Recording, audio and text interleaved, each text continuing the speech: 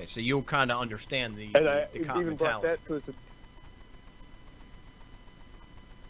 yeah, I mean, I understand you can kind of sense a feel. I mean, from my experience, I can kind of feel how somebody's approached. You know, somebody that's all big-shouldered, they're trying to throw their weight around, and that's off the point. But knowing what I know from being the police officer, the former military police officer, is the argument and how evidence to support the claim is imperative.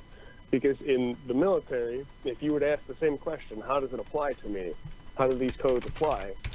The JAG officer that's prosecuting you is going to go to the first file, grab the first piece of paper. All right, we're going to see what we can do to get connected back to the network.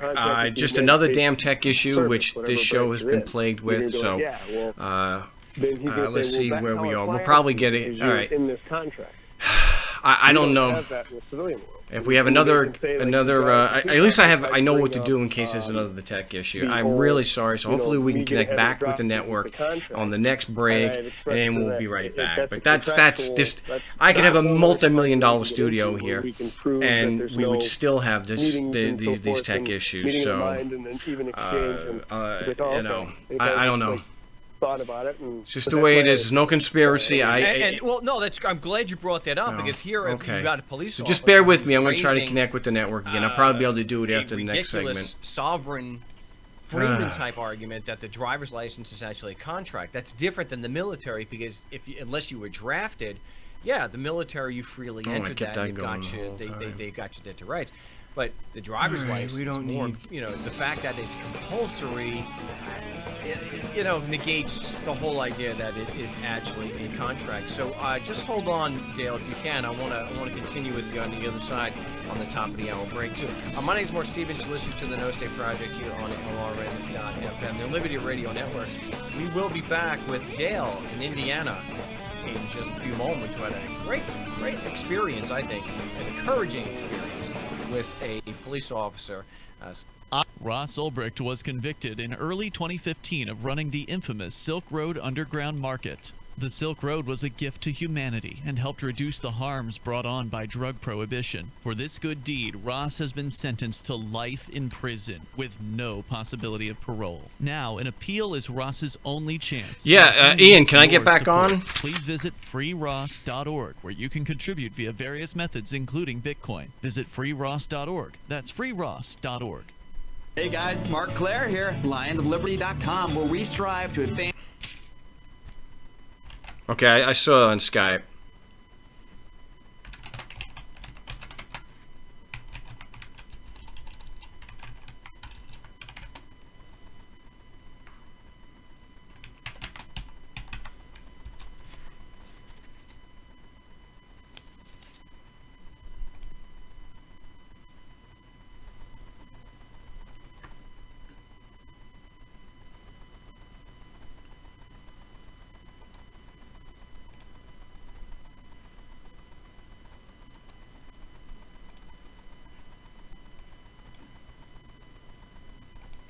Why did you move to the Shire? I moved here to the Shire because there's other people around who take liberty just as seriously as I do. I moved to the Shire because I saw videos of people challenging authority and thought that I could get support myself. It called to me, like, do this, right now. I wanted to be around people like me who got it, and once I got here, I knew there was nowhere else that I wanted to be. I've always wanted to change the world, so I moved to the Shire to join people who were actually working towards doing the same thing.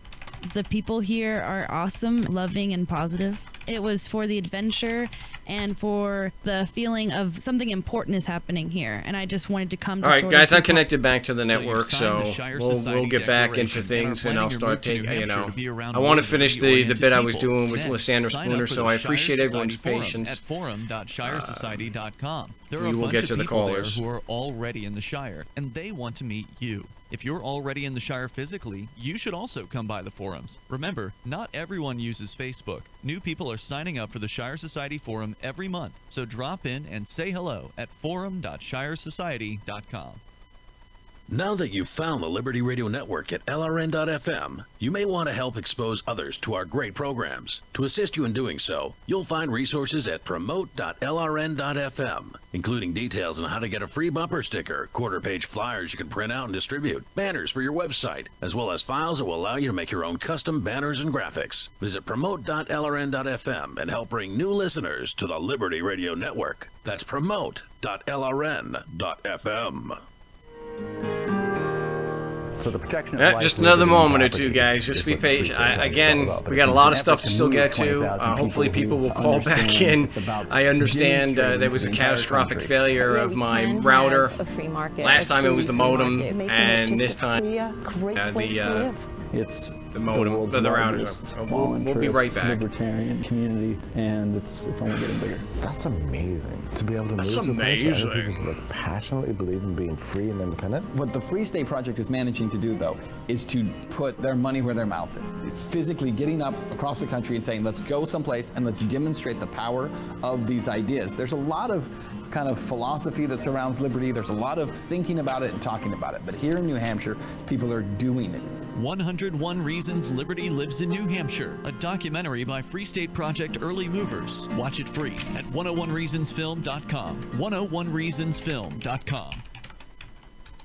Help get LRN.FM into more ears. Visit promote.lrn.fm for a free bumper sticker, flyers, banners, graphics, and more. Promote.lrn.fm.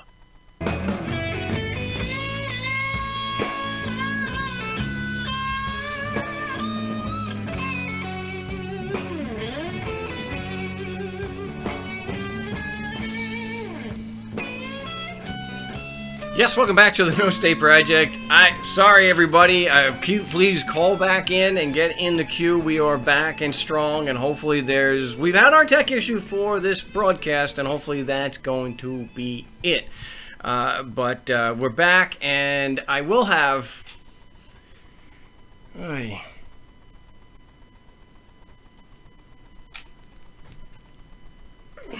I don't know what to do today. Now I've got something not connected to the internet that is screwing up. Anyway, I want to get back into what I was talking about before. Get into the Lysander Spooner's No Treason, the Constitution of No Authority.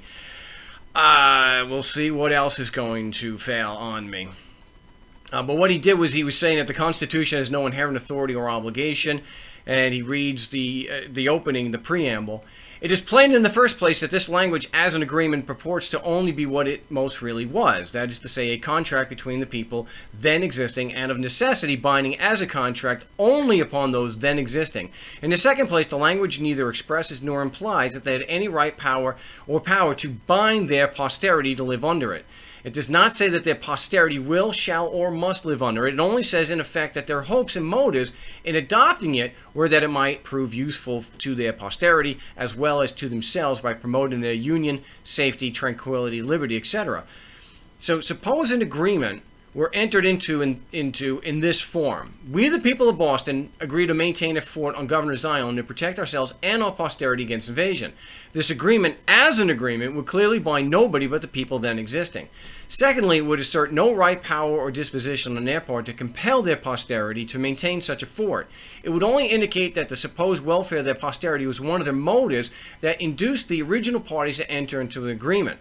When a man says he is building a house for himself and his posterity, he does not mean to be understood as saying that he has any thought of binding them.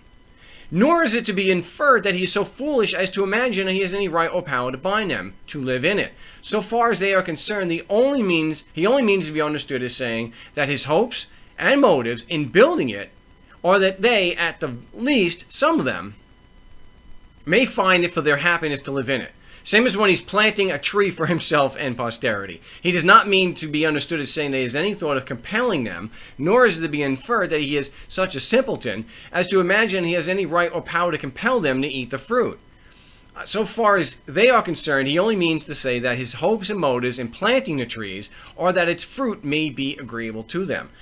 And, you know, when it comes to the Constitution, you have to, look, we can take the same principles and logic that Lysander Spooner is talking about here, and we can apply that to the state constitutions. Now, the difference with the state constitutions as opposed to the federal constitution is that the federal constitution was submitted to the people who were allowed to vote to have a voice in whether they would have the Constitution. They didn't have a voice in whether there was going to be a government or not. And this is something that, unfortunately, too many people actually miss, and is, to me, and I think logically speaking, is critically more important than the Constitution itself. Did the people of the original 13 states have any say in whether there was going to be a government or not?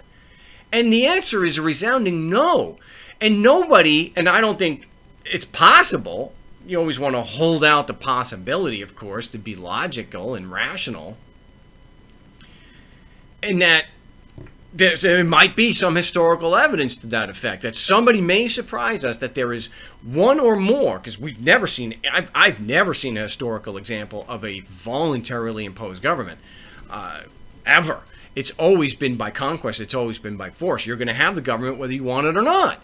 But the people of the 13 colonies that then became states were not given a choice in that. You got to remember, the war for independence, so-called, or the Revolutionary War, was a civil war. Also, it was not just to separate ties and get the English authorities out of the Eastern Seaboard.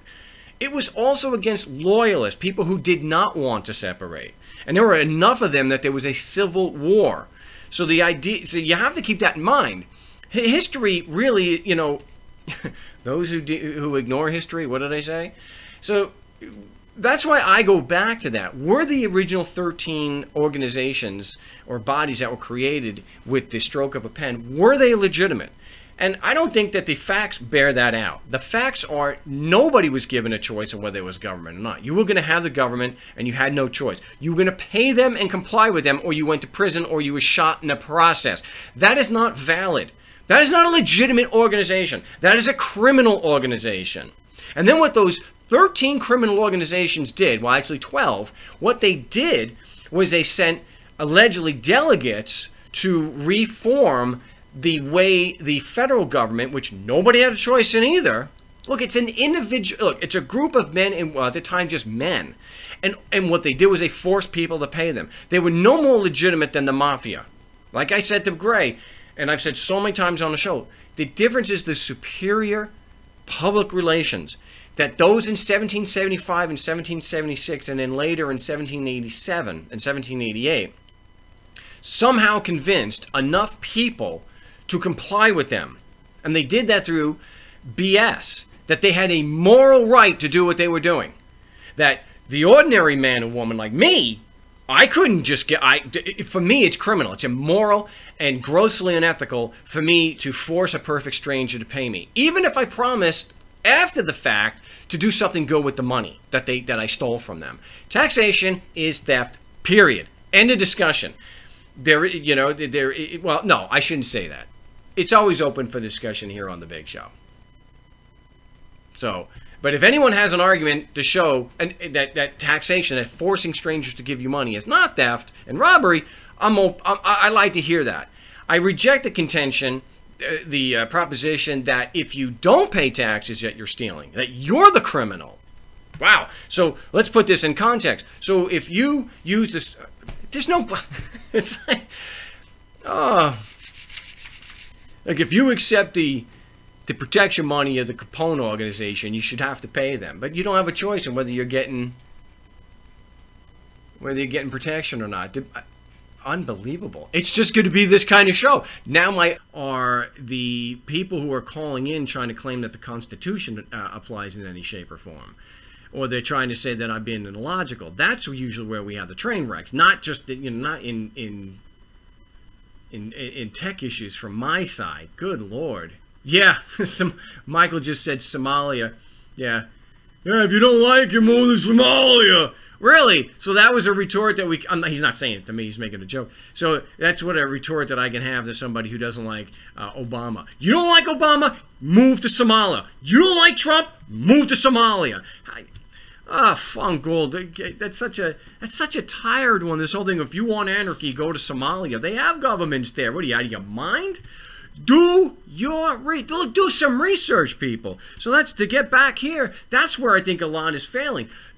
People like Gray don't want to accept that the facts, not my opinion, the facts prove there is no state, there is no government, there are no citizens. So you have, that's why I always say, if you want to prove that there are states and citizens, you have to prove that there is a body politic, and that the body politic being comprised of citizens, and that citizens are a member of the body politic owing a duty of allegiance in return for a duty of protection, that these are reciprocal obligations, one a consideration for the other. That is Laurier versus United States. Okay? Now, some have claimed that, that's not in the law. When the United States makes a decision, it is considered a law. It's part of the law. It's how they interpret the law. So even if there isn't a specific law that does actually say that, when the Supreme Court is saying that's what a citizen is, that's legal. So I don't buy this. And plus, you can go right in the law, in the Massachusetts Constitution, it actually says that. So you have to be able to show that the reciprocal obligations of a duty to protect and a duty of allegiance exist. To be able to do that, and no one can do this, I'm not saying it necessarily it's absolutely impossible, although personally I think it is, but you would have to overcome those facts. You have to have facts that overcome that evidence, that actually negates that. And the fact is, you don't create obligations of allegiance and protection by forcing a perfect stranger to pay you and give you money. That makes you a criminal. It doesn't make you honorable. It doesn't make you a principal. It makes you a criminal, or an agent, rather. There's no principal-agent relationship there.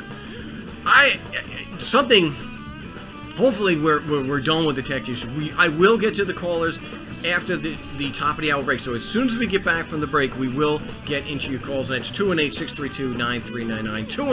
218-632-9399. We'll be back here on the No State Project in just a moment, so don't go away.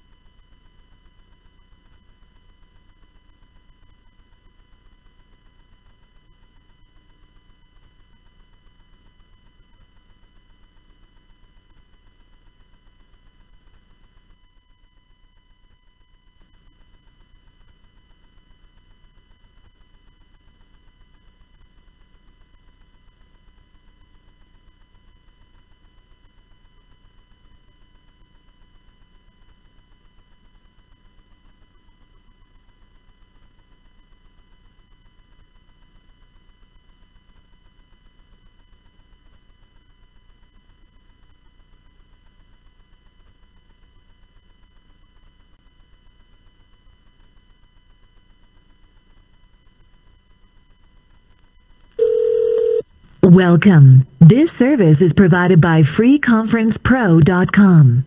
Please enter your passcode followed by the pound. Please enter your host ID followed.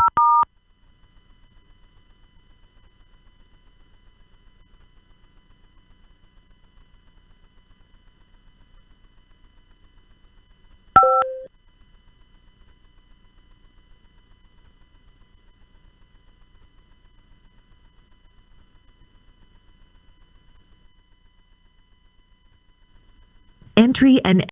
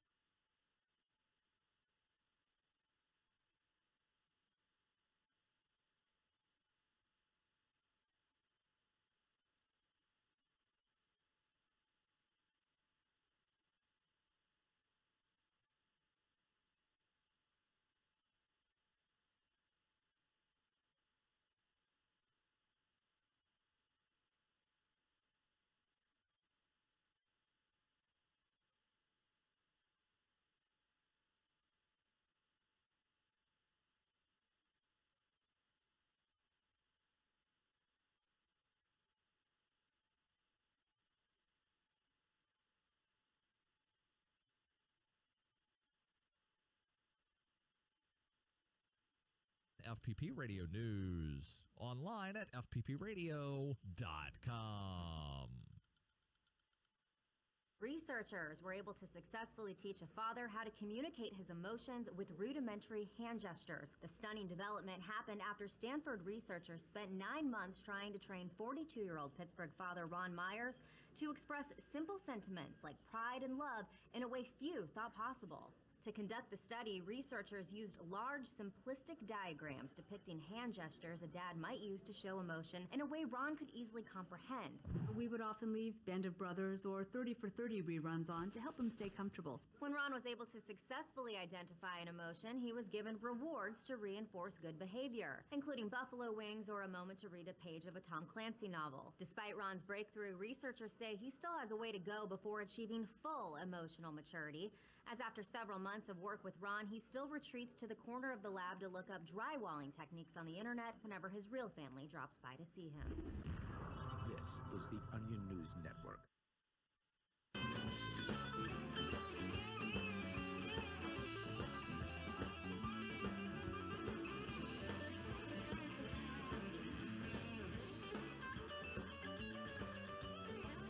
Yes, welcome back to the No State Project, second of 3 hours of Anarchy Radio right here on the Liberty Radio Network and my YouTube channel, and it's more like this first hour because unfortunately we had a train wreck, but I'm glad most people are tuned back in, and of course probably won't be live on Wednesday. I have to say that I will have to announce whether I'm going to be live or not, but we've got one of the children having surgery on Monday morning, so if I don't process your order, if you order something today and I don't get it processed, it'll be late Monday when I'm able to do that, so I apologize for that.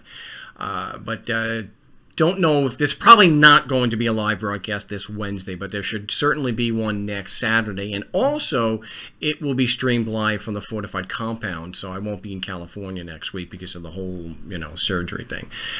So I want to get to the phones, but remember, when we are discussing these things, and we're especially when we're being attacked, one of the things we don't want to do is to just repeat back what so many millions and millions of people have already done. And people who have a vested interest in you believing that they have a moral authority to do what they're doing. That they're not just crooks. This school book stuff that Spooner beautifully destroyed, you got to examine it. And to turn around and say that, oh, Mark's just being a jerk, or he's just a run-of-the-mill anarchist, hating people, just hating the good people of government, or I'm just being illogical. No, look at the facts. There is absolutely no rational dispute that they're men and women and that they force perfect strangers to give them money, that you pay them and you comply with them under threat of prison. There is no disputing it. If you dispute that, don't call into the show because I can't have a rational discussion with you. And I've it really isn't my intention to humiliate people. So if you're of that, don't bother calling. All right, let me get to the calls. Someone was very patient in California. We have area code 760. You're live on the big show. What's your name? Where are you calling from?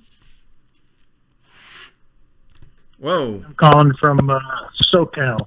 SoCal. And what was your name? Palm Springs area. Oh, Palm Springs. What was your name? Andy.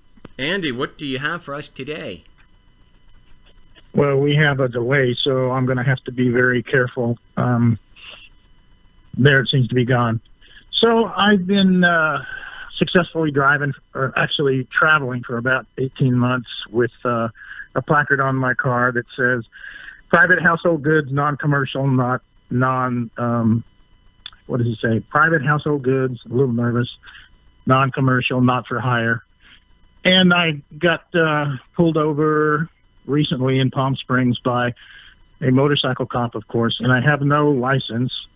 After studying for about 15, 20 years, going round and round, beginning with Vultures and Eagles clothing, I presented him with some documents, and of course, he ignored them. And by the time it was all over, there were 4 cars, 2 SUVs, and an unmarked car. So they were doing a huge show of force. But I kept my cool, and he was a little bit. It was a little bit embarrassing because I had to call a friend to drive the car back because, of course, since I didn't have a license, I was a threat to humanity or whatever. So anyway, I ordered your documents to give to the arresting officer. All right, and Andy, arresting officer. Okay, just once. Let's go through this a bit. First, really disheartening. Once again, you hear this right to travel crap on the show, but at least we can help clean this up and maybe prevent some other people from doing this. When was the first time you actually heard of my work or this broadcast? Probably about 3 weeks ago, 2 weeks ago. This happened on February the 8th, and I've been scouring the internet. This is just one of the. This is gonna be a difficult show to get through, and it's more difficult when we have things like this to actually go through. The right to travel stuff has absolutely, positively no merit to it whatsoever. In addition to that, you have no business trying to engage in a logical, rational discussion with a 5-year-old with a gun. That cop does not give a damn about. Now, I know this that we had on the show not too long ago. There, somebody did speak with a police officer, and you know, it went uncharacteristically well. However, he was doing a little different than what you're talking about. You're giving this guy reason to tell the prosecution and the judge to maybe recommend a psychological evaluation because they deem that people like that are crazy and are domestic terrorists. So we never discuss these things with the cop on the street because you could wind up getting shot. So I'm assuming that the here. Oh my gosh. Okay. Do we have Andy back?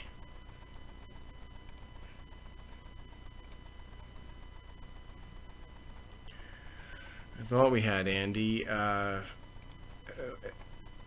I'm connected to the server. Oh, all right. We'll go into a break here soon. So let me just finish, you know, what I was going to discuss with Andy, and then hopefully we can get everything connected back. Because I'm disconnected from the call line, and I'm not going to call back. So everyone, just hold tight. I know it's not the nicest weather here, but it's not raining. We don't have any storms. But, all right, the right to travel stuff. My gosh, people, how many times do we have to discuss this? And so I shouldn't have to do this every single show, but apparently we need to do this. Not only is there no merit to it because you're using court cases that are cherry-picked and have been overruled for the because you're going back and using 80-year-old court opinions that have been overruled because they went and they changed their laws to conform and not be considered unconstitutional by the courts. That they took a state right to travel and to cover the expense to regulate under the police powers, they impose a license fee for that. I know it doesn't necessarily go for the pay for the roads, but it goes to pay for regulation. Okay, I don't agree with it. Still, taxation is theft, but your reasoning on the right to travel is going to be, it's going to be denied. It's going to be denied because their laws have been changed. That's why we never discuss legal interpretation because you know what? The fact is, and I don't care how many critics come out of the woodwork on this, no one's disproving this. If there's one thing that we could be absolutely certain on, our interpretation of the law is going nowhere because they do not give a damn as to what you and I think what the law is and what the law says. Nobody cares. You're not going to convince the average person because the average person sees the judge and prosecutor as experts in the law. They don't care. So we don't do that. We don't discuss things on the side of the road because you can get killed.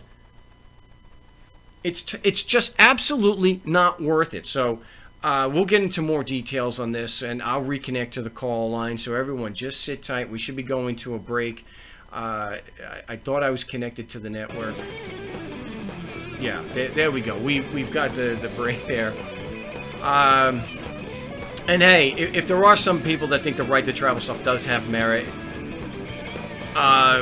you are still free to call the show. But remember, we want to see actual evidence. And even if it's right, like I said, legal interpretations go nowhere in court, especially with these particular issues. Hopefully we'll be back here on the No Stay Project in just a few moments, so don't go away. How many lawyers does it take to change a light bulb? None. They'd rather keep their clients in the dark. There are too many lawyer jokes to count. However, there are some lawyers with more noble intentions. At the Institute for Justice, we bring the light to our clients. We are a non-profit public interest law firm with clear values and principles.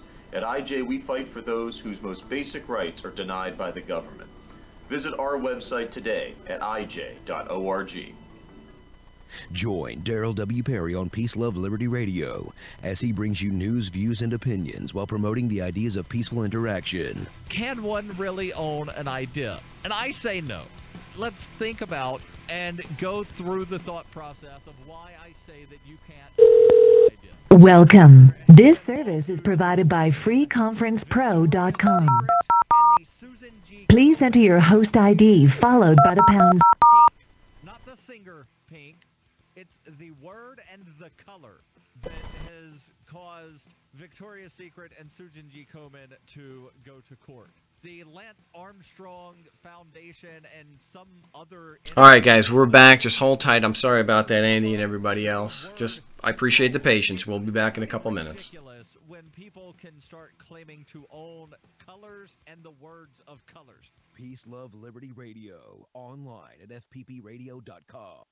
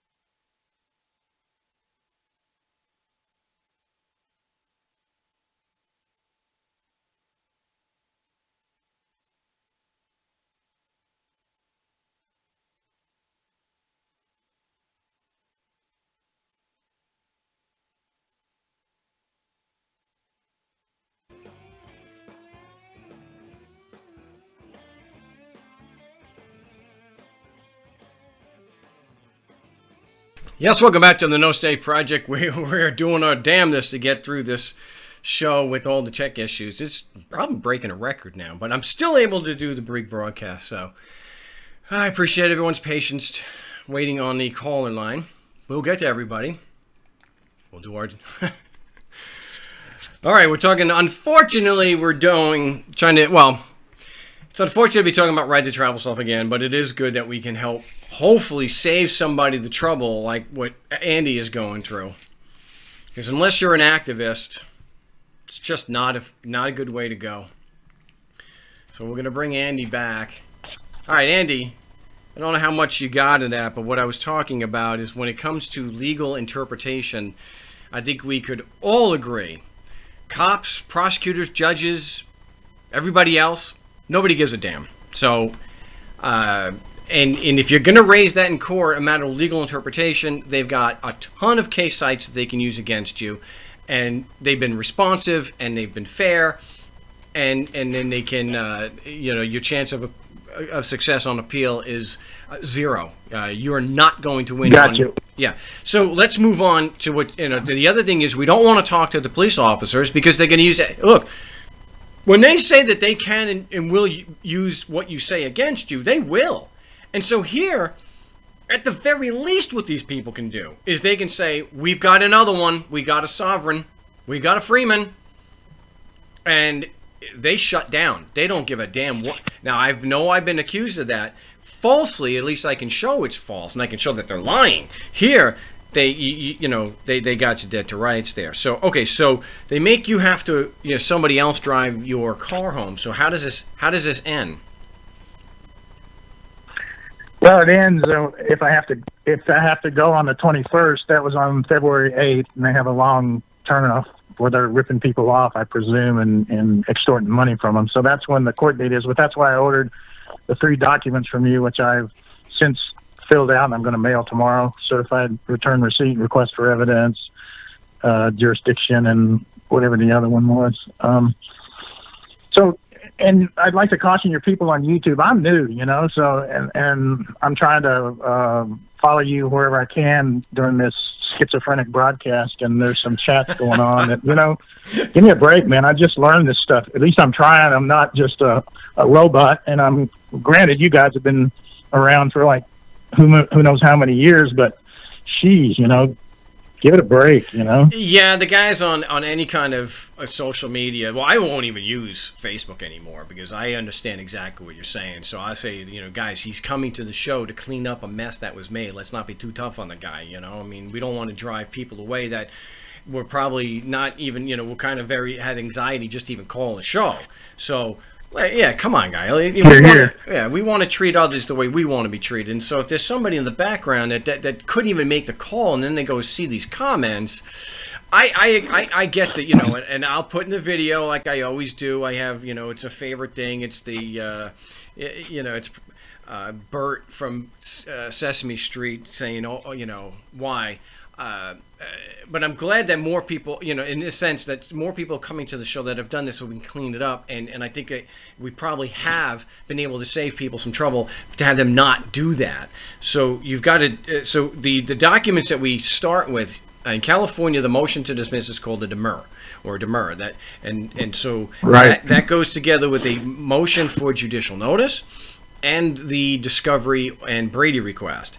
And the reason why we do the demur, of course, is because we're saying that the evidence or the facts that the police officer has presented in his complaint are not sufficient to show that there's been an offense.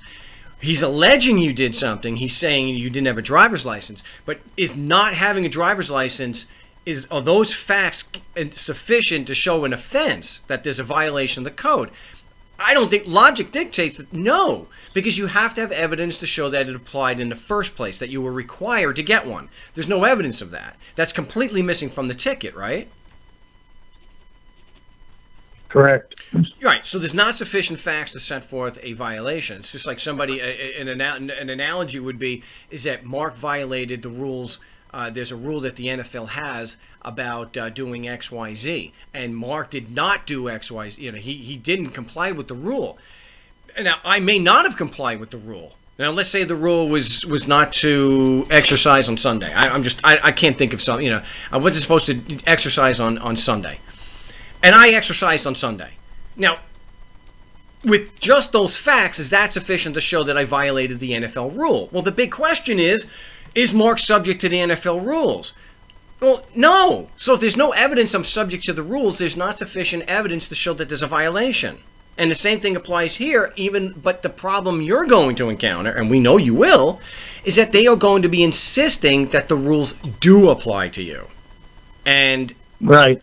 And that the police officer's statement is sufficient facts to support that when his allegation is not a fact.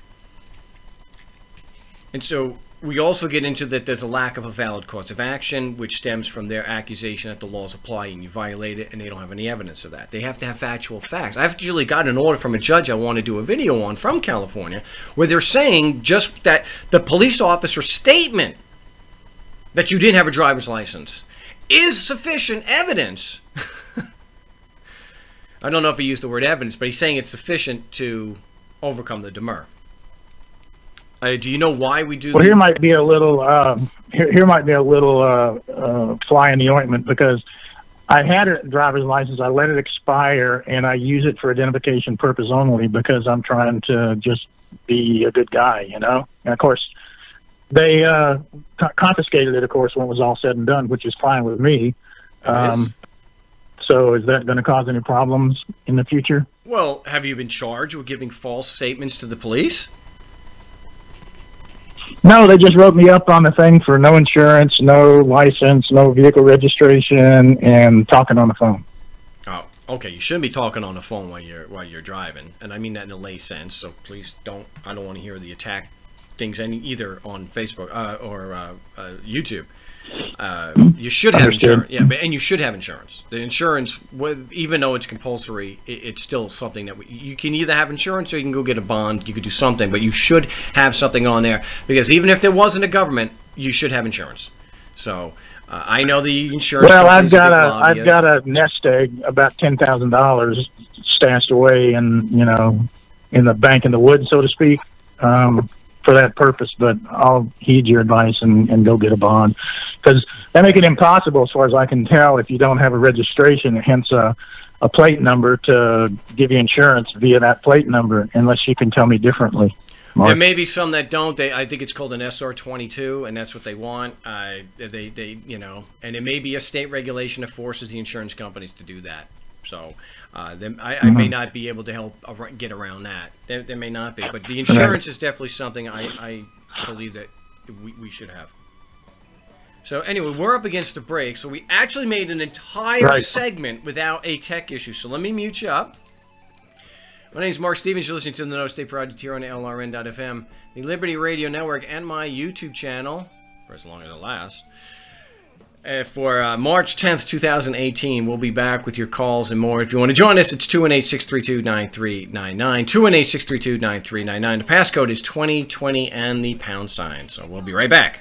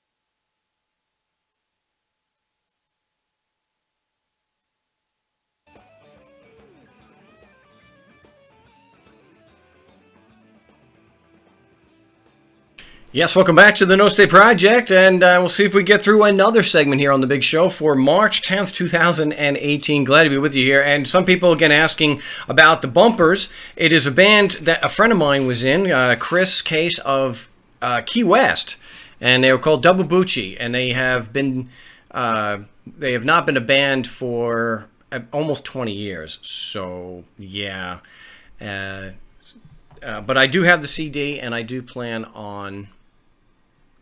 I can't get away from this, so you're going to have to excuse me. It's just one of those days, everybody. And what are you going to do? What? Okay, so they're called Double Bucci. They're from Key West. They have not been a band for almost 20 years, much to my dismay, which really sucks. I really wish they were. But... okay, so I will do my best. I'm waiting for Chris to get me some pictures that I could use in the video, because I want to be able to, put the video, put the entire CD into a video at 1080 and get that online, so more people can hear it. Because more people should hear that, because it's really a fantastic CD, and one of my favorites.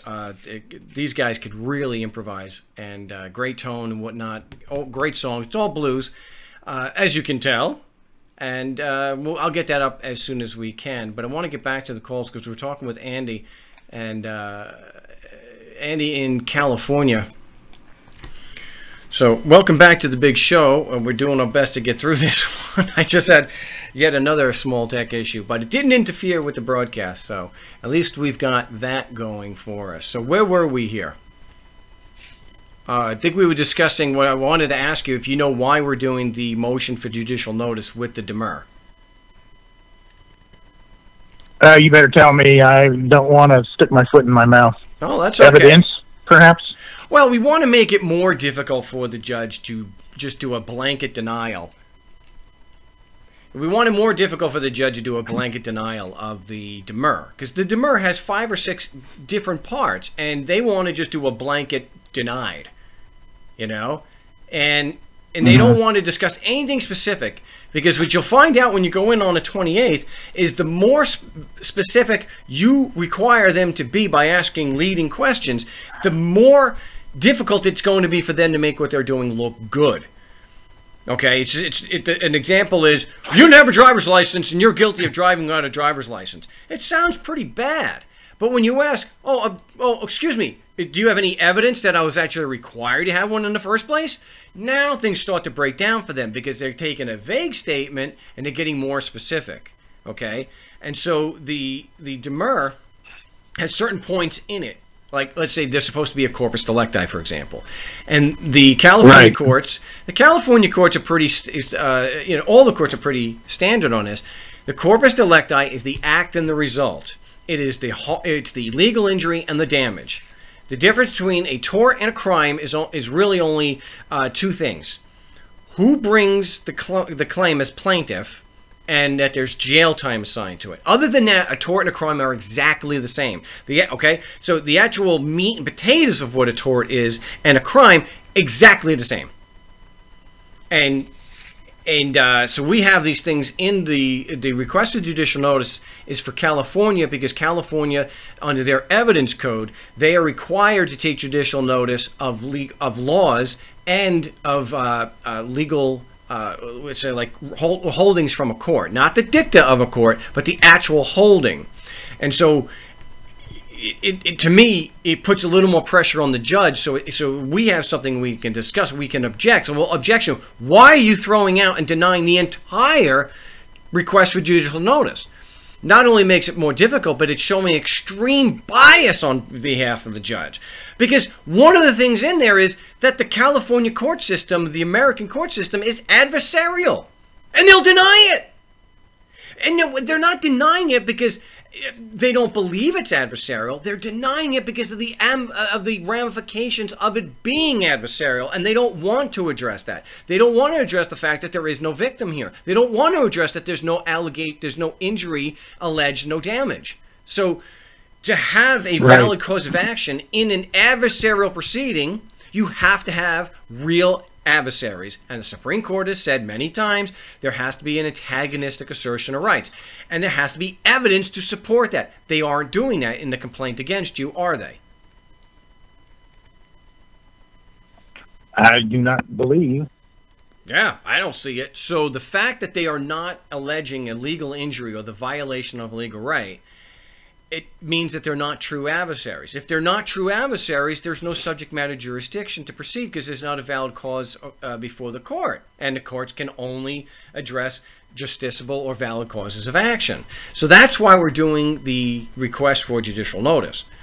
And of course, in the Brady request, we want to have the evidence the prosecution has.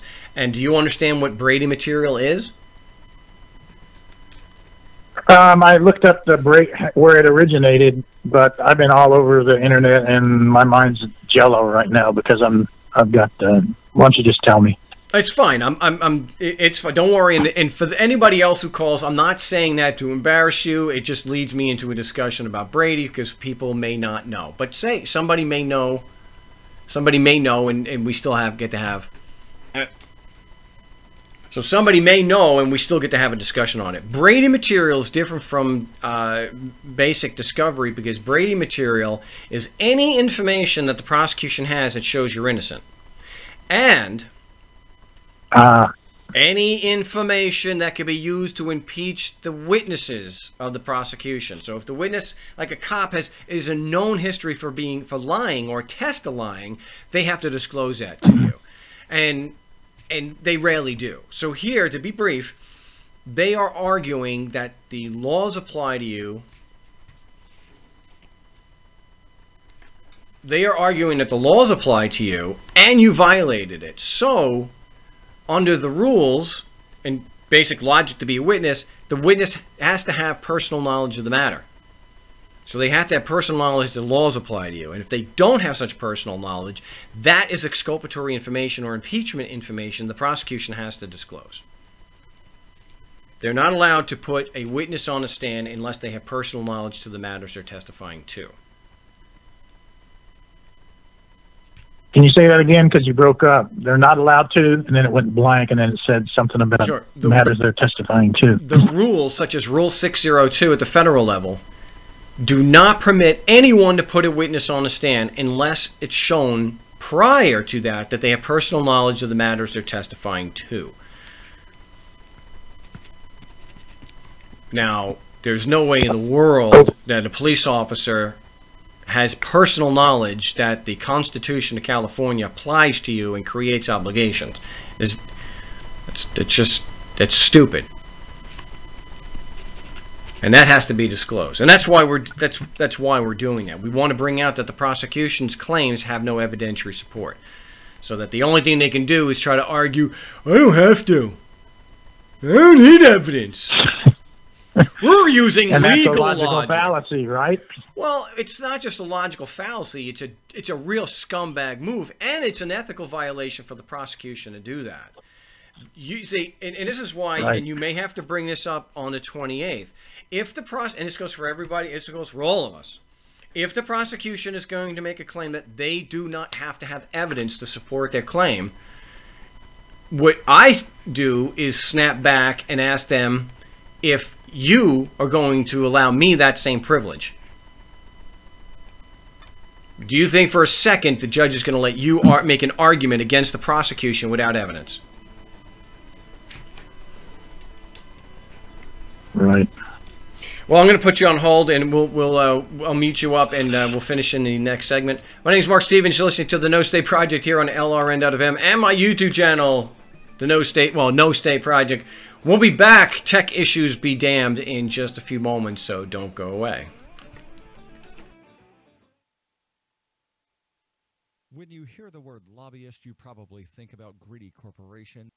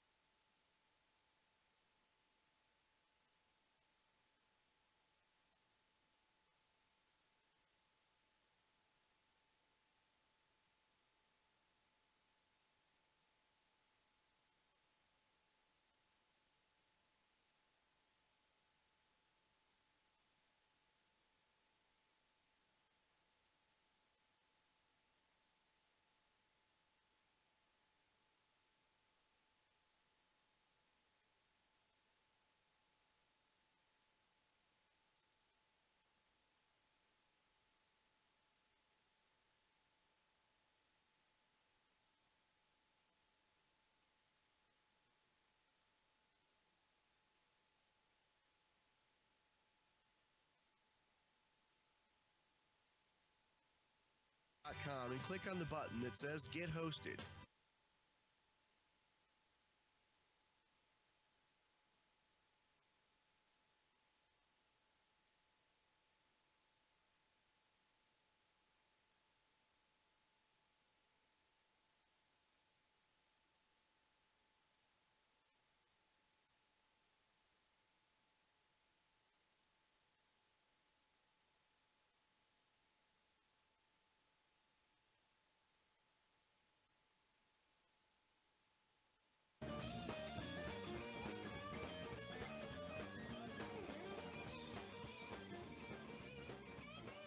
Welcome back to the No State Project here on LRN.FM and streaming live on my YouTube channel, No State Project. It's March 10th.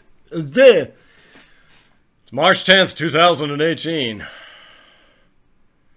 We're going to get through this one, guys. We still got a lot of material to get through. We're talking with Andy in Palm Springs and why we're not going to do... We already discussed why we're not going to do the right to travel stuff. But what we're discussing is how to clean this up. And so, have you filed the motion to dismiss and the judicial notice and the Brady request already? I'm going to mail it tomorrow. I mean, Monday, because I wanted to confer with you first. Okay, and so let's address whatever questions and concerns you have about this. Well, I just noticed that I wrote on the ticket itself because they were going to tow my car if I didn't. You know, are you going to sign the ticket, or we're going to tow your car? So I wrote above my signature, without prejudice, UCC 1308, trying to reserve all of my rights. What rights are those? What rights were you trying to reserve that would not otherwise be available if you had not signed that?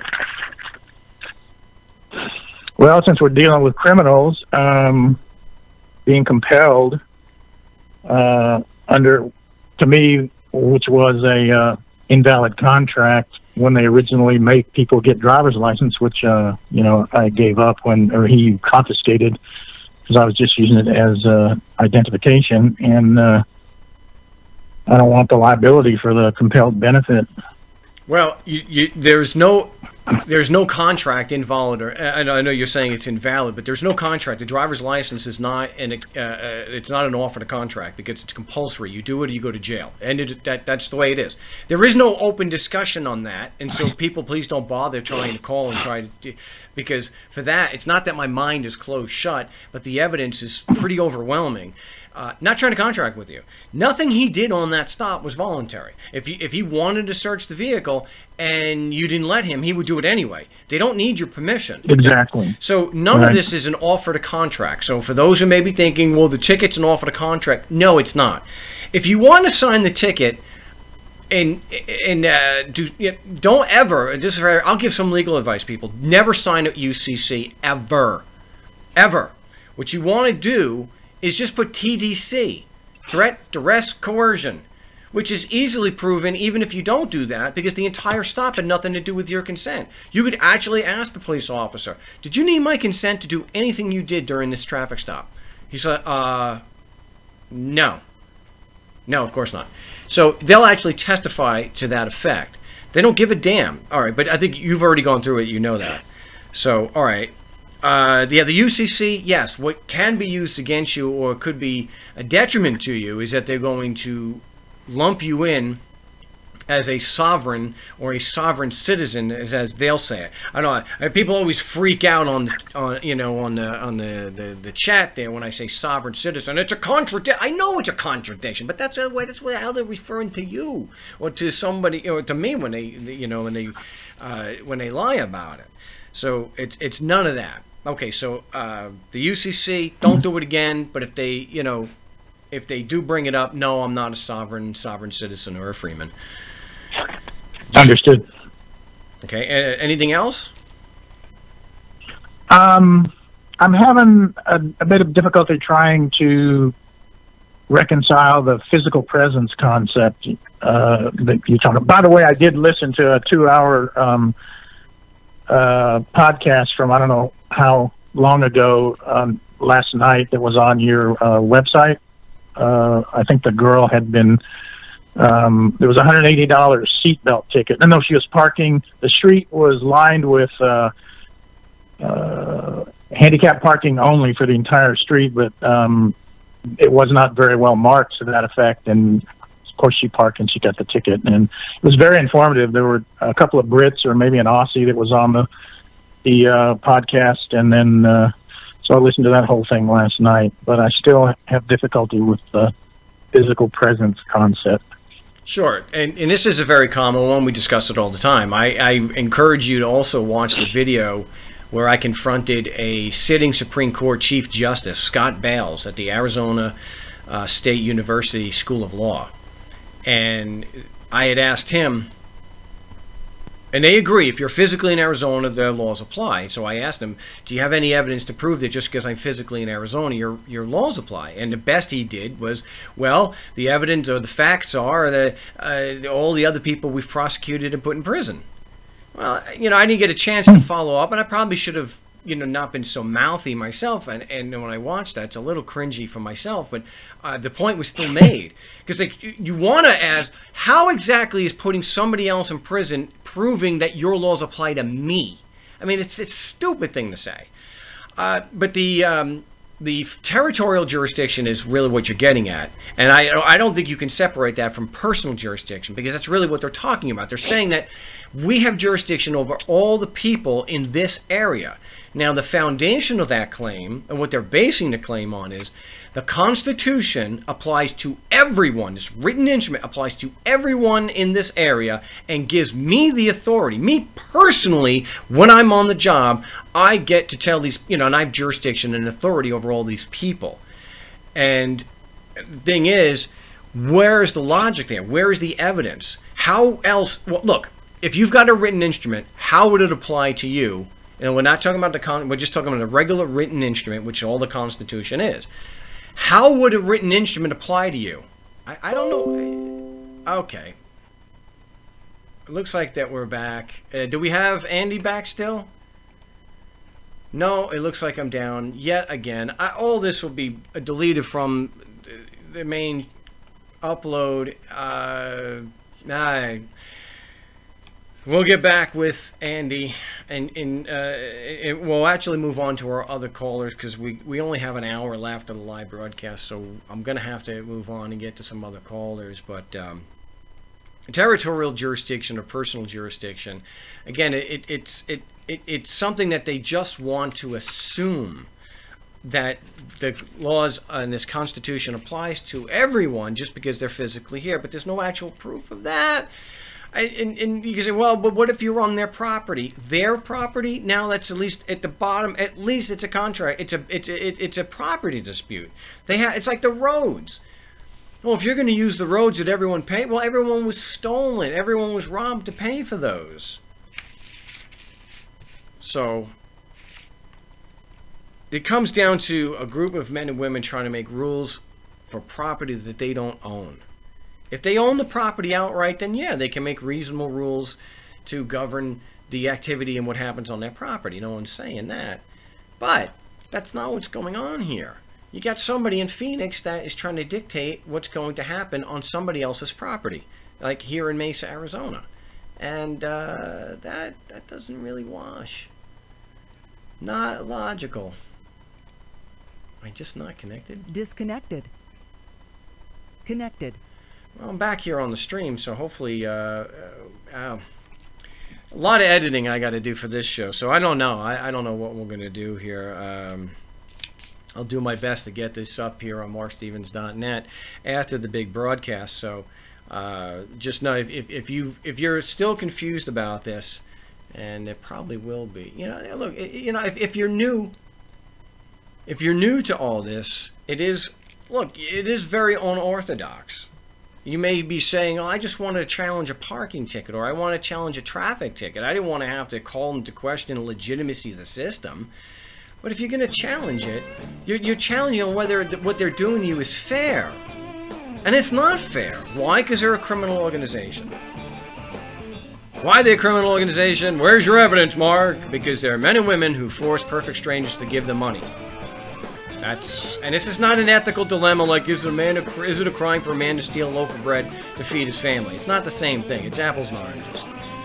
All right, we'll be back here after the top of the hour break here on the No State Project. We'll in just a moment, so don't go away. Is spreading the message of liberty, cryptocurrency, and peace around the globe worth $2 per month to you?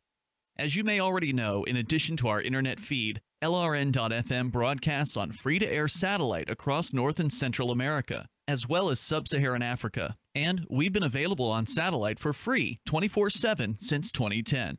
The LRN.FM free-to-air satellite signal is reaching some of the most oppressive regimes in the world, and there's no doubt our ideas are making an impact. You can learn more about the channel's impact by watching the 3-minute video at fund.lrn.fm. If you'd like to help free minds globally with our ideas of liberty, cryptocurrency, and peace, you can donate as little as $2 per month via fund.lrn.fm.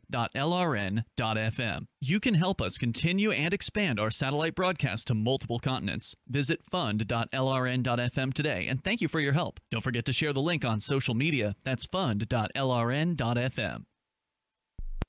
Did you know we've taken our LRN.FM telephone listen line to a new level with the LRN.FM audio on demand line? Now you can call 712-770-8447 anytime and listen to LRN.FM's live feed. And you can listen to a bunch of our original shows on demand. Long distance fees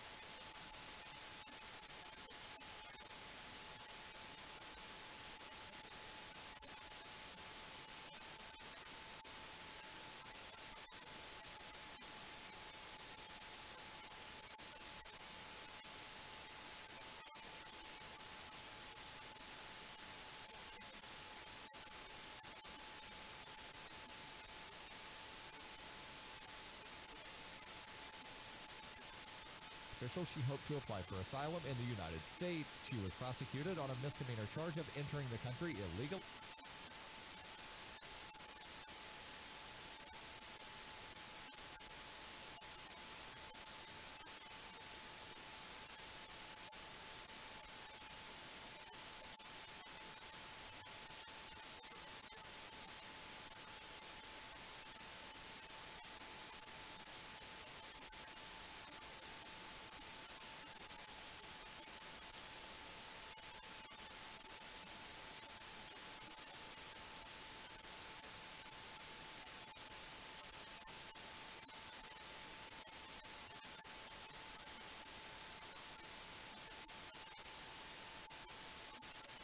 Nightmare to the state because it proves their so-called services aren't needed. Cell 411 has had thousands of installs, and of course it's covered by the BitCot no-dub license.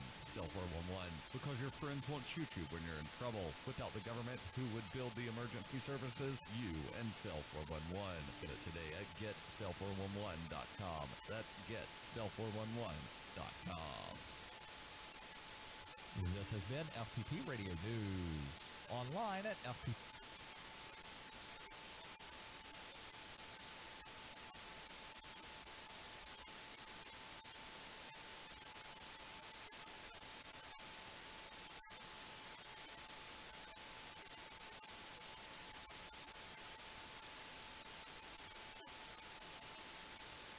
Incontent with their jobs when doing personal tasks like catching up on laundry or their favorite TV shows when they should be working. I just make sure that I send some emails to my supervisor first thing in the morning so he thinks I'm up and working. But then I just go right back to bed. You never have to deal with rush hour traffic or anything. I just walk across the room, sit down at my desk, and start browsing through my Twitter feed immediately. The trend is making its way to the country's most influential tech companies like Google, where employees are encouraged to put in 12 empty hours of work a week from their homes. The study hasn't swayed every company, however. Yahoo CEO Marissa Meyer said in a statement, "At Yahoo, we prefer that our employees pretend to work side by side right here in our offices." This is the Onion News Network.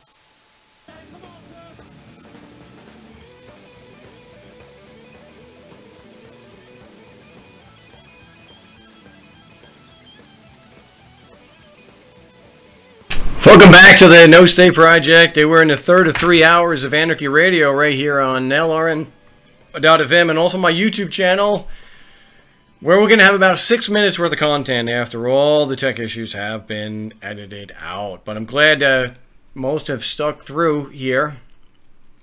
I want to... the call-in number is 218-632-9399, 218-632-9399. I lost Andy before... Well... I was dropped from the caller. So let's get back to Andy and finish in this segment, and then we'll get on to our other callers. All right, Andy, any last questions or concerns that you have regarding prepping for court and what to expect?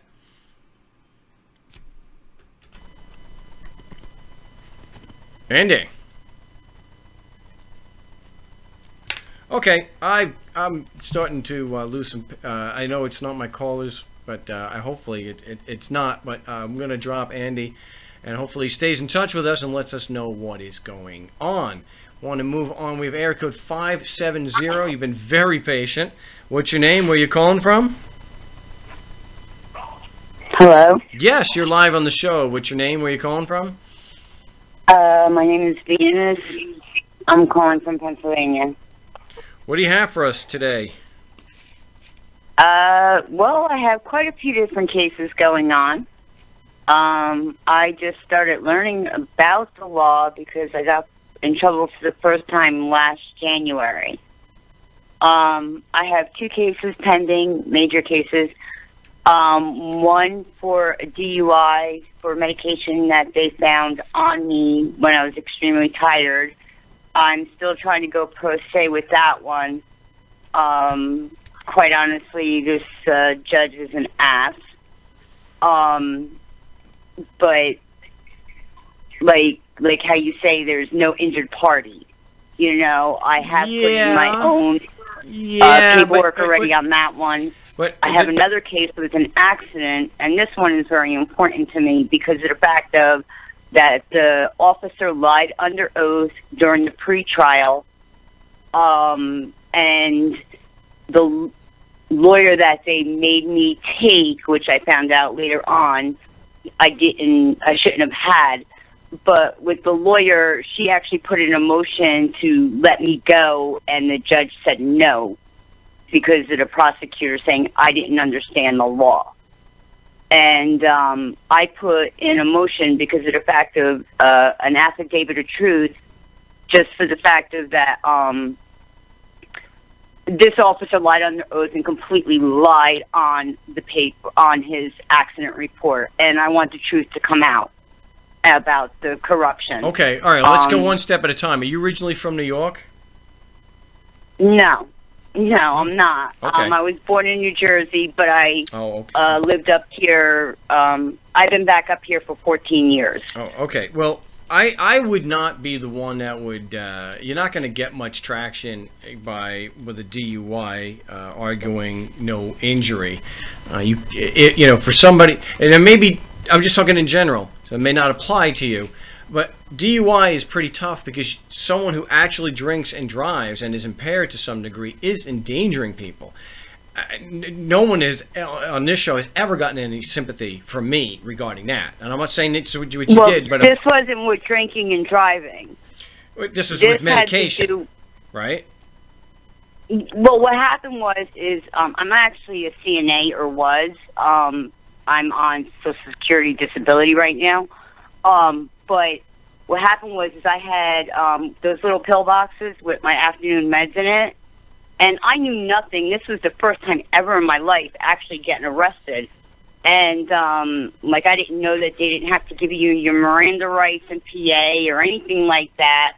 And it honestly had nothing to do with my medication. It had to do with me and situations I was dealing with. I worked in mental health. I went into mental health because of my daughter, dealing with her. You know, it's like I stuck up for so many people my whole life, but never had to stick up for myself. I was like in complete awe that I was actually being arrested. I mean, they went and took my blood. Okay, but all right, but Denise, let's take this one step at a time. What was the pretext for the stop?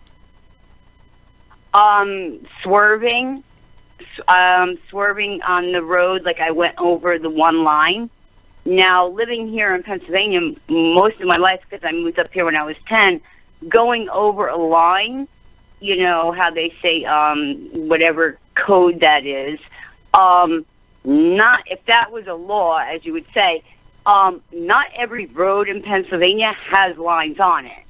I mean, the basic law is to keep to the right unless there's something in the road, you know, potholes, deer, dead animals, things like that. Okay, but were you actually swerving? I actually watched the video, and it's not like I went into the other lane. Yes, my tires did cross the line, or go onto the line. But that was about it. I actually had 2 doctor's appointments at that time, and I left one doctor to go to another, and I was on my way to my primary care physician at that point, and that's when I got stopped, because I went right past the police barracks. That's the shortest way to get to where I had to go. It wasn't like I didn't know where I was going. Okay, all right, but let's try to keep this focused, because we are in the last hour, and because of the editing I have to do, I can't go over like I did the other day. Now, most are going to agree. That's a pretty decent pretext to stop somebody, even in a voluntary society, if someone's swerving. Okay, so once he pulls you over, what is his statements, or what is he saying that led to him charging you with the DUI? And were you slurring words? Well, what happened was when I got pulled over, and it, he did kind of give me a sobriety test at that time, and I told him, it even shows on the video, I was like, I'm extremely tired. And at that point, what was going on was, in my personal life, my daughter was so psychotic that I'd be up for days. Okay, we have to keep some of these details to a minimum so that we can just get to what we can do to help resolve this situation.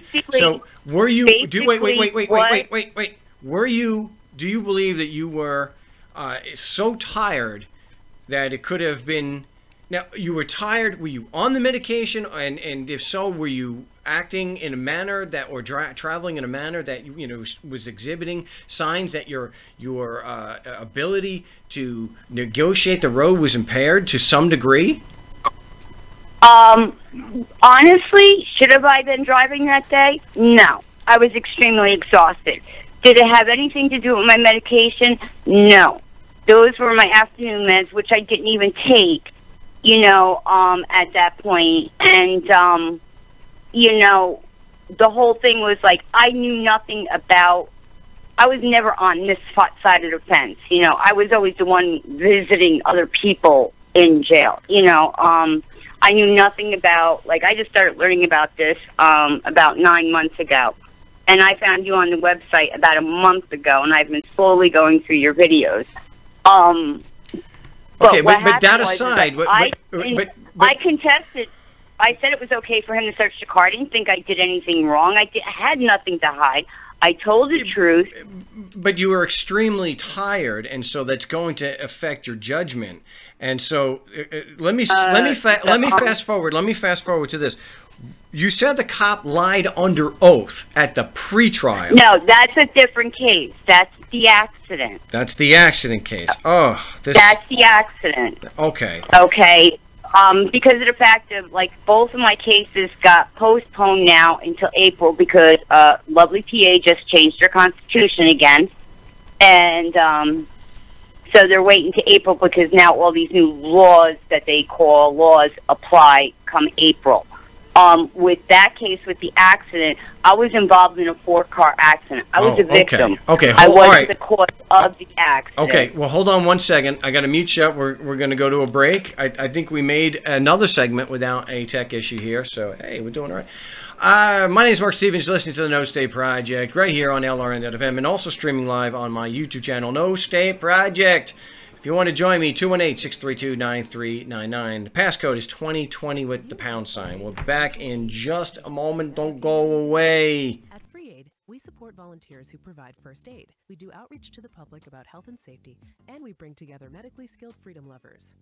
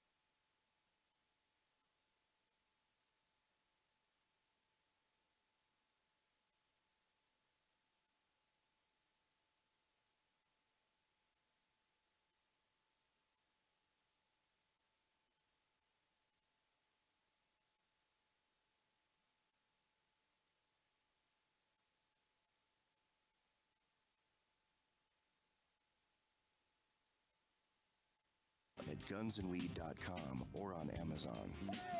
That's gunsandweed.com.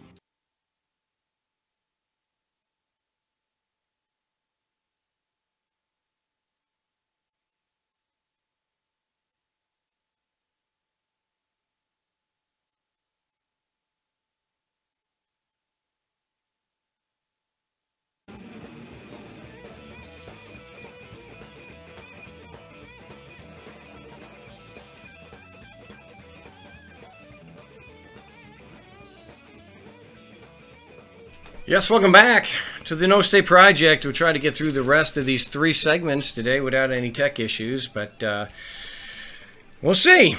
Glad to be with you here. If you want to join me in one of the last few segments, it's 218-632-9399. 218-632-9399. The passcode is 2020 with the pound sign, or you can get with me on Skype. What the hell was... If you want to get on the show on Skype, it's Frank Rizzo 3, and I can also put you into the No State Project Skype chat. Now, we don't have that much time, and I do want to say that DUIs, we've had very, very limited success because you're up against the, because it's very rare that, I don't know if anyone has ever called where they were falsely accused that they weren't impaired at all. And it's just a matter of, you shouldn't be on the damn roads if you're that tired. I drive back and forth to California every 2 weeks. I understand. And if it's even questionable, I pull over and I'll walk around a bit. And I'll get one of them energy drinks. But if there's any indication that I'm really tired, it's not worth. Because not only am I putting my life at stake, my kids and my wife are in the car. Totally not worth it. So we've had very, very limited success. Most of the time, if there was a success, it was damage control in that there was a deal that was made. Rebecca is the only one that's gotten an acquittal from a jury on a DUI here in Chandler, Arizona. Very, very difficult, because to argue that you didn't do anything wrong, I'm not talking about legally, you don't have a leg to stand on there, because you're not going to get, you can turn around and say, well, there's no injury, no crime. Well, if I fire a gun over a crowd's head, I may not hit anybody, but did I do something moral? Did I do something wrong? So I don't buy into this no injury, no damage, no crime. You certainly can, again, that's an example.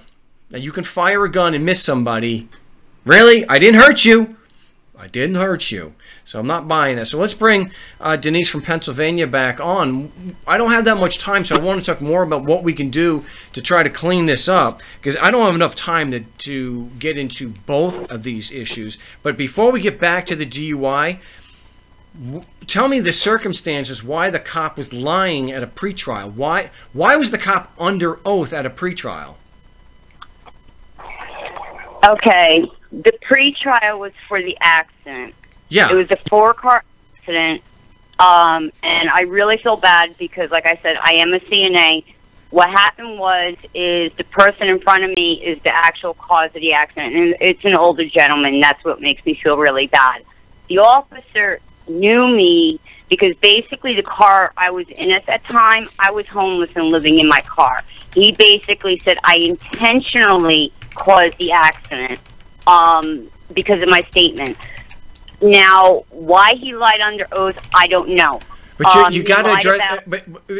I wanted. Why is he lying under oath at a pretrial? Because he's in a deposition, or is he in some kind of evidentiary hearing? It was I didn't even know it was a pretrial. I walked in. There was people there. Not everybody that was in the accident, because, like I said, it was involved with 4 cars. None of the witnesses were there. Nothing. I got assigned a legal aid lawyer, who basically finally, I kept pushing her because I was getting very agitated and pissed off that she wasn't asking me any questions. And she finally asked the officer, did he talk to any of the insurance companies? And he said no. I have proof, which I put in my affidavit of proof to the judge, showing that he did talk to my insurance company. Now, the whole thing is sketchy for the fact of that I know that I sat there and ripped apart the accident report and proved to my lawyer that he was lying on the accident report. There was pictures put into evidence, but no, not the camcord. Okay, well, I'm trying to do my best to get through this, but I'm trying to understand, and you're not making it clear at all, why in the world the cop was testifying at a pretrial hearing, because usually pretrial hearings are not evidentiary. The only time a cop would be testifying in pretrial would be, one, if you have a preliminary hearing, which doesn't apply here because it's not a criminal case where a felony complaint was filed. Two, would be a deposition, but a deposition is almost never in front of a judge. So I'm a little confused there. I have no idea. I have no idea what happened. I really don't. All I know is I had to show up for court. It was in front of a magistrate judge, basically, to see if there was enough evidence for it to go to trial. Because I told my lawyer point blank that I was not pleading guilty. So what you have here is not a pretrial. It's like I mentioned before. Somebody filed a felony complaint, and they were doing a preliminary hearing.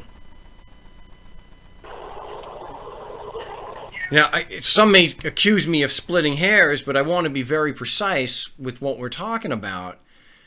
That he did not testify under oath at a pretrial conference.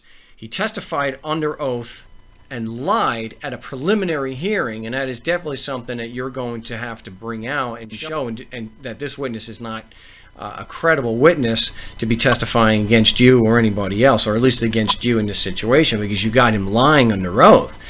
Now, let's get back to this DUI. Have you gone through the pretrial procedure with the DUI? With the DUI, like I said, that was my first time ever getting in trouble. If it was like how I was reading some of the comments, if it was, say, what would they call it? I can't even think right now. But with the DUI, what happened is I took a plea. I didn't know any better. Okay. I took a plea to get an ARD. Okay? And that basically what happened is one case bumped off of the other. I got approved for the ARD in the magistrate court, and then the ARD got taken away, and now it's in the court of common pleas. I thought you said you took... Wait a minute. I thought you said... I got to mute you there. I'm trying to go quickly. I thought you said you took a plea, so why is it now in the higher court? Because of the fact of that if you get in trouble during when you're on an ARD, if you get in trouble, then that gets dismissed or taken away. Okay. So because of one case bumping off of the other... You know, these are two different counties right next to each other. Okay. I live right on the border. Okay, so because you then had this accident, a 4-car accident, and you've been charged apparently with a felony, now they've gone back. Not a felony. They did add a misdemeanor 3 to it, but I still have to get up to the courthouse and actually look at my file, because when the judge was talking to me, he was talking, asking me if I understood when I wanted to go pro se, and my lawyer actually wanted to get rid of me because I put in the affidavit of truth about the lawyer or about the officer lying under oath. I put in the documentation showing that... Well, let's continue on the other side. Just hold up. We have an affidavit of truth. That usually spells problems. All right, my name is Mark Stevens. You're listening to the No State Project here on LRN.FM, the Liberty Radio Network, and also live on my YouTube stream. We'll be back in just a few moments.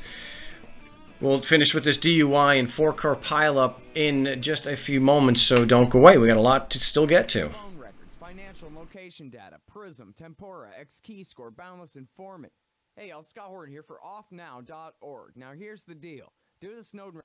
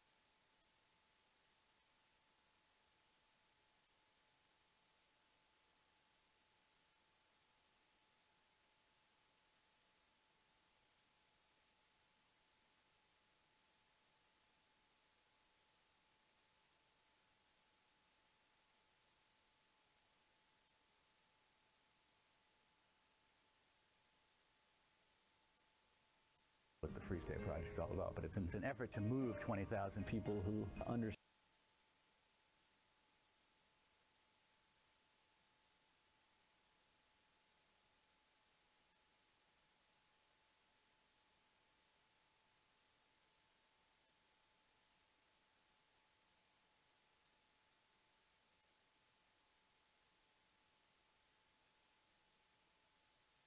To do though is to put their money where their mouth is. It's physically getting up across the country and saying, let's go someplace and let's demonstrate the power of these ideas. There's a lot of kind of philosophy that surrounds liberty. There's a lot of thinking about it and talking about it. But here in New Hampshire, people are doing it. 101 Reasons Liberty Lives in New Hampshire, a documentary by Free State Project Early Movers. Watch it free at 101reasonsfilm.com. 101reasonsfilm.com. What's up next? Visit the Liberty Radio Network program guide to find out at shows.lrn.fm. That's shows.lrn.fm.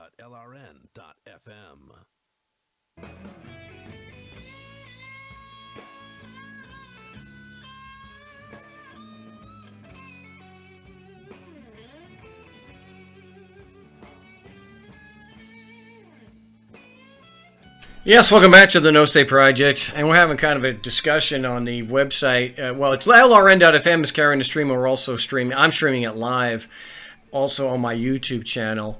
And you know, the thing between alcohol and marijuana is not so much the overdosing on it, and when we're talking about DUIs, we're talking about the impairment. So while there probably aren't any reported cases of overdosing on hemp or marijuana, obviously, yes, you can smoke marijuana, be severely impaired, and should not be around heavy equipment.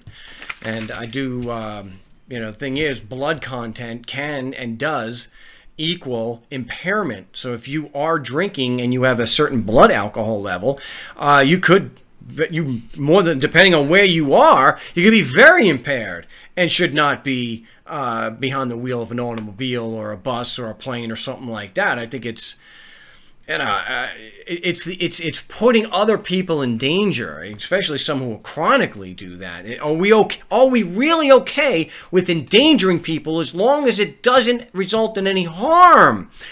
I gotta tell you, I don't think I take the non-aggression principle or this ANCAP crap to that particular, you know. It's okay to physically endanger people as long as you don't follow through, or luck be told, you don't actually cause any harm.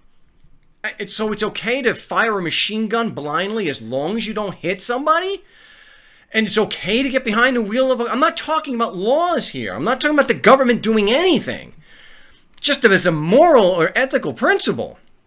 Just a statement of right and wrong. Is it right to get behind the wheel of an automobile when you are impaired, if you don't hurt anybody? Which is always... my daughter used to do this to me when she was like 4. She would want to do something or do something that turned out to be very dangerous or could have really hurt her. And she said, well, sweetie, you can't do this anymore because you're going to get hurt. You can get hurt really bad. And she says, well, no, Daddy, it's not true. I didn't get hurt this time because, well, oh, okay. So the logic is you did it this time, then it's okay because you're never going to get hurt. But she was 4.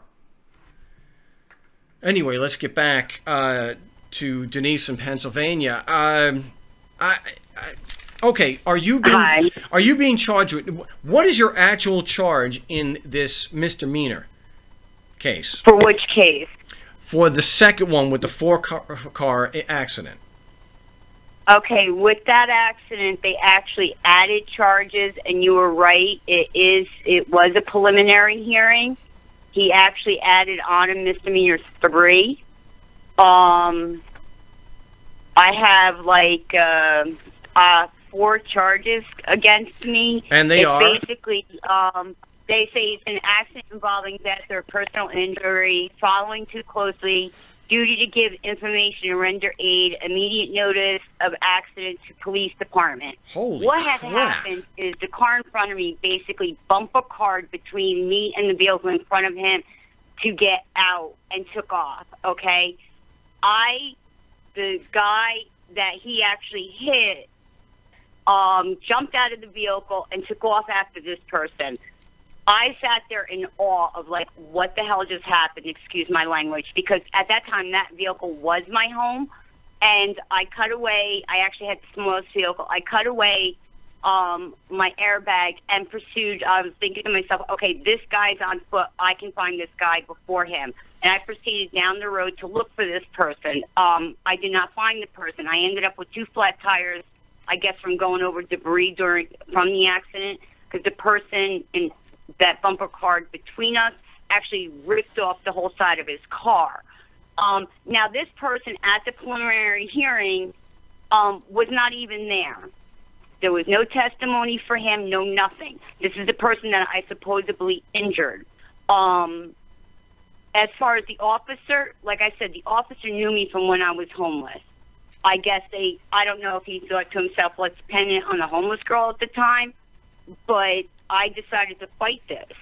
Is there, okay, but there's no video, probably, of this, so we don't know. So they're going based off of the physical evidence. That's the one thing that they do have, and I did find out, because I did...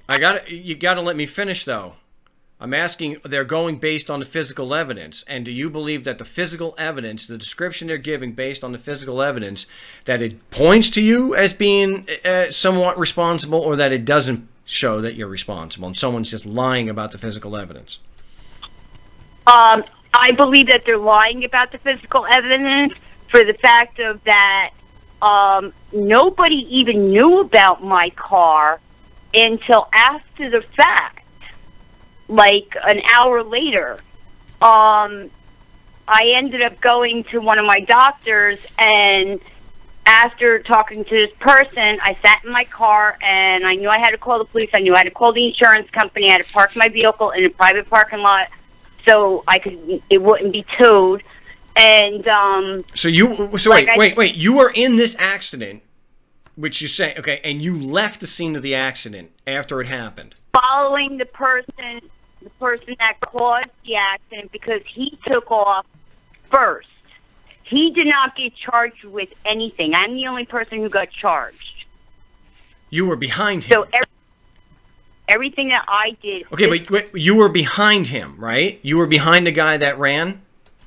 Yeah, I went back and took pictures. I have skid marks showing that, because when I realized this person wasn't going to stop, I slammed on my brakes. I had a choice of either hitting the rear end of this person or going into oncoming traffic. I'm not that stupid. I ended up going into this person. My one airbag deployed, 2 of his airbags deployed. The most damage is done to his vehicle and to the vehicle in front of him. Like I said, this happened to be a 70-something-year-old man, and I really felt bad. But he was the cause of the accident. I was a victim in the accident. And like I said, the officer lied about talking to the insurance company. And it gets very sketchy for the fact of that the person that he hit, the person that was driving, who also wasn't at the preliminary hearing, this girl, Brittany, works at my pharmacy, who knows everything about my medication. The person she bumped into is actually a correctional officer.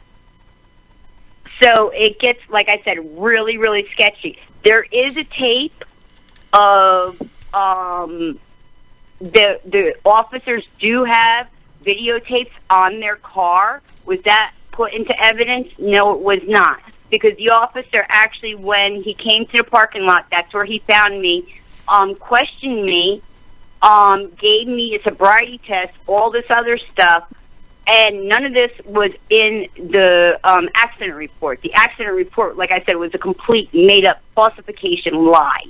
It was completely made up. I doubt it was completely made up, because the cops are bad, but here you've got physical evidence, so it's probably not completely made up. Maybe there are some falsifications of things that they got wrong.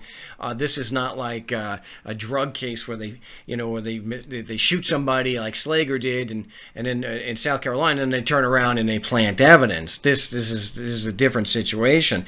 Nothing to do with planting evidence. What I'm saying, I was making an analogy, or I was just making an analogy that it's probably not totally fabricated. So I got to move. There's just too many moving parts here. Too much to get into.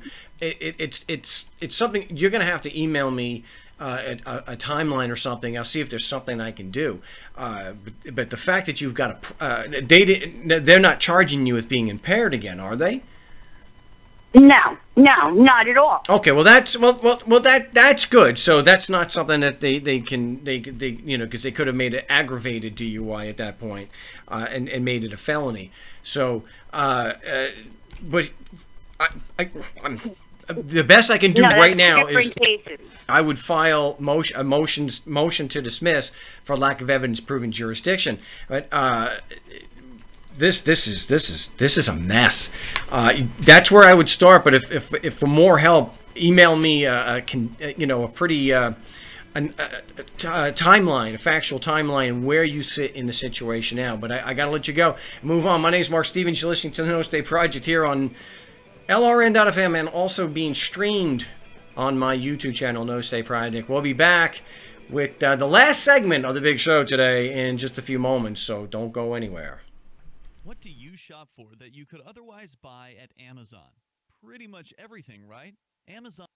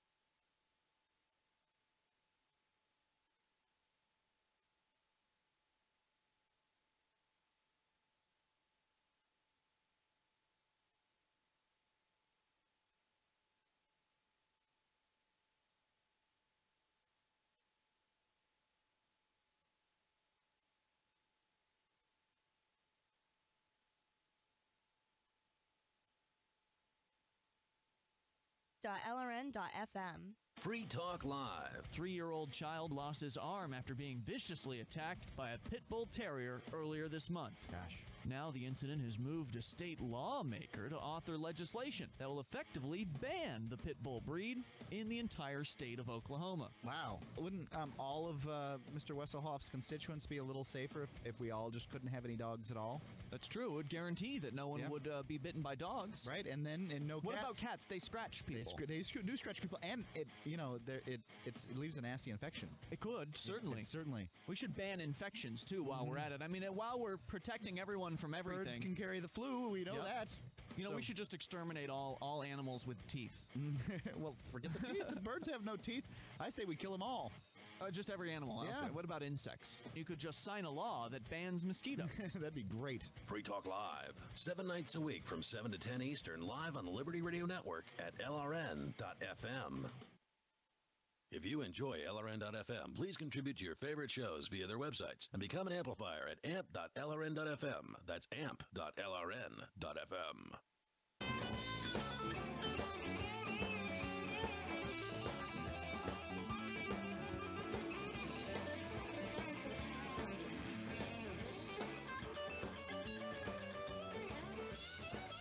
Yes, welcome back to the No State Project on LRN.FM and my YouTube channel.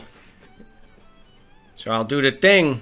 If you're not subbed, you won't know about when the show is airing live necessarily, and I might add, you know, other streams throughout the week, depending on what kind of week we're having. So definitely go to markstevens.net or my YouTube channel, of course, No State Project, and get subbed there today. And boy, it's been one hell of a show.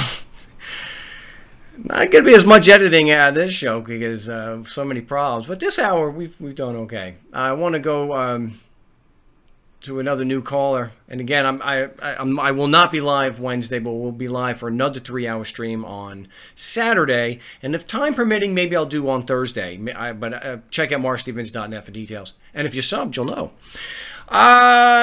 Remember Libertopia, May 3rd through May 6th, so definitely go to libertopia.org today and sign up if you have not. So we have area code 530. You're live on the No State Project. What's your name? Where you calling from? Hey, my name's Micah. I'm calling from NorCal. Did you say your name was Micah? Yeah. Oh, we don't get too many of that. All right. And where are you calling from? Up in Butte County. You're going to have to be a little more general than that. Butte County's up near Chico. You know where Chico is? Oh, you're in California. Yeah. I know a lot of area codes in California, but I wasn't. I didn't know that one. So, all right. Well, what can we do for you today? Well, first of all, I'm super excited that I got you on the phone. So, thank you for your time. I'm actually at work, so I'm going to try and be as clear and concise as I possibly can be. I've got trial coming up here. I believe it's the 20th, 21st, and 22nd. And it's all stemming from a custody case. And I recently found out about you. And I love what you do. I went in, and my last arraignment, I've been in an arraignment for almost a year. And they finally forced it through. So my last court date, I went in, I had a few questions written out, that you use. And the problem with Butte County is, there's probably a lot of people saying this all over the country, but I would put my money on Butte County is the worst. They don't let you say a word. If it is not a yes or a no to their questions, and it's anything else, that bailiff has his hands on his cuffs, and he's charging towards you because that judge shoots him that glance. You know what I mean? See, okay. Bad. I've seen that in other courts. It depends on the judge. For you to make a case that, and you said Butte County? Yeah, Butte County. If to make a case that you would have to show that the majority of judges, you are not permitted to speak. Let's just say, for example, that they are. Do they do that with lawyers? So if somebody comes in with a lawyer, is the lawyer also limited, or is it just a bias against people without lawyers? Just bias against somebody trying to speak for themselves. I haven't seen them do it to the lawyers. I think we all knew what the answer to your question was going to be. There's no way, lawyers wouldn't sit still for that, because you need to be able to defend yourself, and that means you need to be able to speak and ask questions. And no, I'm not the only one who just recommends that you go in and ask questions. So have you... Oh, and this is custody? Oh, this just gets worse and worse when you say how these judges are. So I'll try and make it. I'll try and keep it within 30 seconds or so. I had half custody as far as physical goes. I never had legal, but I had half the physical custody for about 2 years. My ex made an allegation that I didn't have a driver's license one day in court at a review, and based off of her allegation, they swiped my kids. So for about 2 months, I did have them about 10 hours a week still, but no overnights, and all my time was gone except for 10 hours a week. When she come to get them, I said no. I stuck to our original court orders. She had to bring police over with her, and basically, I didn't know about your method, but that's all I've been beating the dead horse with no jurisdiction. That's pretty much all I've been doing for the last year, and they finally forced it through. Now they filed charges. The DA picked it up. I got 3 charges for contempt of or for not complying with the court orders. And get this, in the face of these charges over the last few months, I actually got my kids back half the time because I went in with a driver's license. But in my head, no.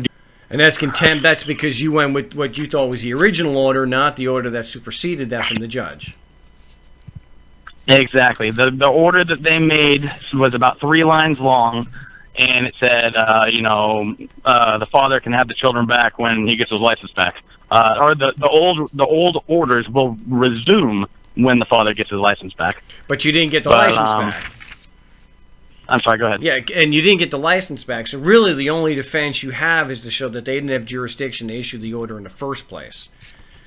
To then I actually did get my license back, and that's why the old orders did end up resuming, or they were back in effect.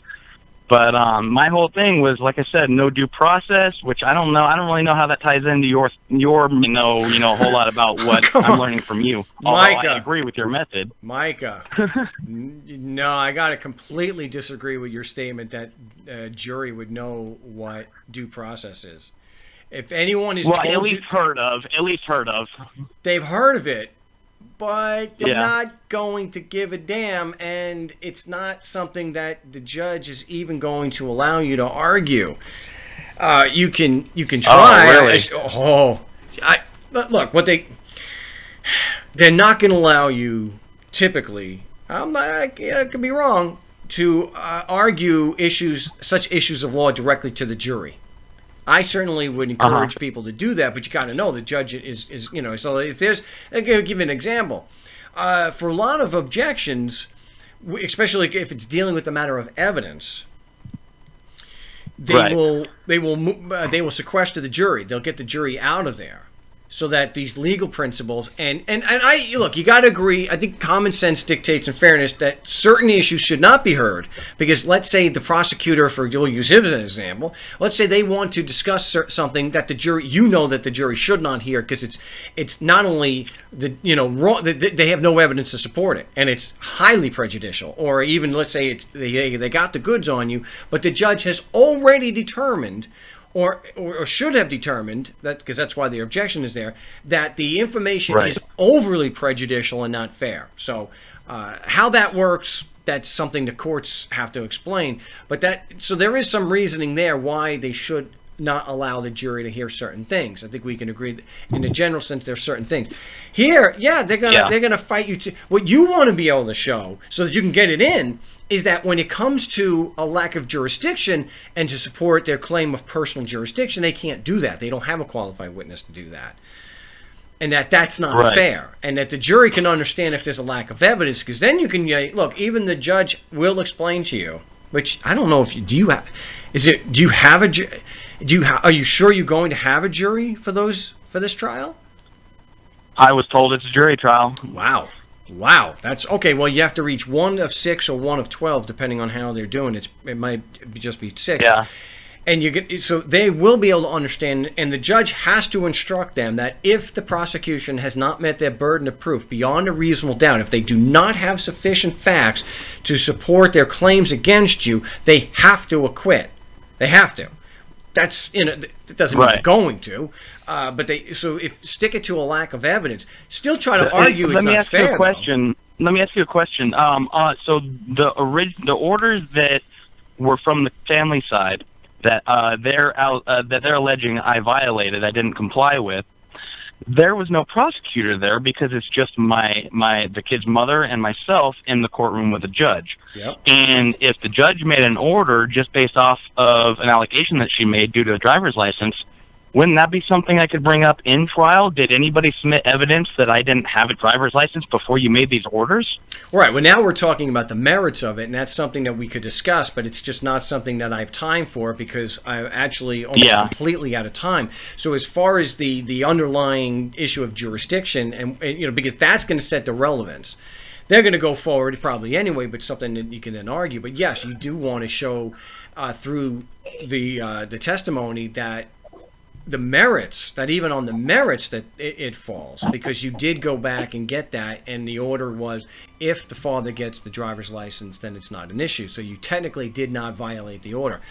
I am totally out of time. I appreciate the call. And let me know and keep in touch. I just have one short question. I'm gonna have to field it off air. So I'm sorry, I'm totally out of time.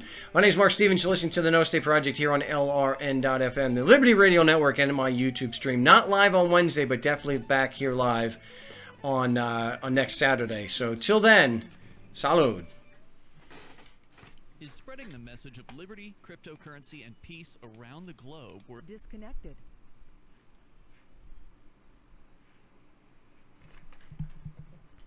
Okay, I'll go a few minutes on the YouTube broadcast, though. Yeah, just the main thing I wanted to know was I need to get hooked up with you to get your paperwork because I haven't got that. I just found you. And then secondly, I added you on Skype, but I've never used Skype, so I just added the app, and I need to figure out how to get into that roleplay chat. You Skype me at Frank Rizzo 3. So I just send you a message on there? Yeah, you send me a message on there, and then I will put you into the chat. Okay, great. And then I'm wondering what you have. Basically, do you have a script that I can use when I'm in trial? I do, but you're gonna since you are actually going to be discussing merits, you're going to have to work on that also, not just the. I can improvise, but having an outline, is definitely something that would be helpful. Sure. I'm pretty quick at picking stuff up. Well, I can certainly help with that, but yeah, definitely email me off air. Yeah, well, duh, and I'll do what I can to help you. All right. Listen, hey, I appreciate your time. Thank you very much, and I'll get in touch with you. Not a problem, and I apologize to whoever we missed today, but we will be back next Saturday, so we'll get to whoever we missed then. And if you have any questions or concerns, definitely you can always Skype me or email me. And I can address court issues there. And so, all right, we're a few minutes over here on the YouTube stream. I'll do my best to be able to do something on Thursday or Friday to add, an extra, since I can't do Wednesday, but definitely streaming right here on next Saturday. So we'll see you then.